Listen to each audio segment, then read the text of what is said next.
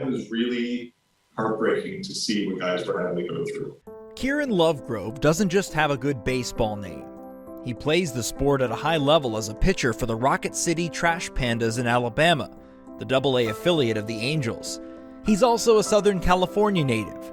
He's speaking out because he says as a minor leaguer for 10 years, planning to retire at the end of this season, he's seen enough. We were living 2 to each room. At one point, one of my catchers and I were sharing a queen bed because we weren't sure when we were going to be able to move in. As it stands, MLB doesn't require its owners to cover the cost of housing for its minor leaguers, so it's up to Kieran and the rest of the thousands of professional players to foot the bill.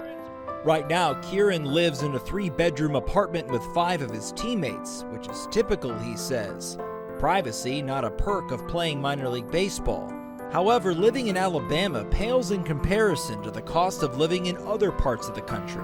Say you're living in California, say you're living in New York, or places where rent is significantly higher, you'll live 6 or 7 to a 2-bed and have guys in the living room, guys in the kitchen. There have been countless stories of players sleeping in cars, not being properly fed, and for some, an inability to support their families. Minor leaguers say the heart of the issue is that they aren't being paid enough to live comfortably. According to the nonprofit Advocates for Minor Leaguers, players on average make between $400 and $700 a week. When you add that all up, we're talking $8,000, $10,000, $12,000 a year. Very few minor league players are making more than $15,000 a year. That money has to cover food, support family members, and pay rent.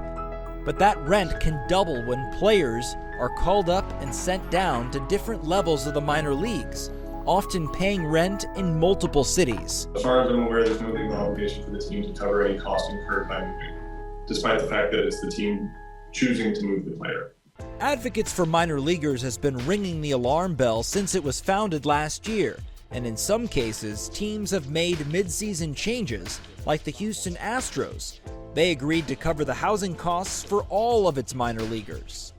The Dodgers, who declined to comment, have been at the forefront of nutrition.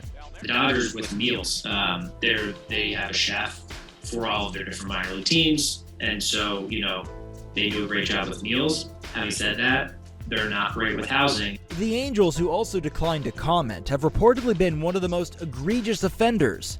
But just this week, first-year general manager Perry Manazian met with Lovegrove and his teammates in Alabama to hear their concerns. This issue got addressed with the Angels, and they are now providing an extra meal, so you have 3 meals a day instead of 2. Unfortunately, the spectrum here between different major league teams is from bad to terrible, is the truth.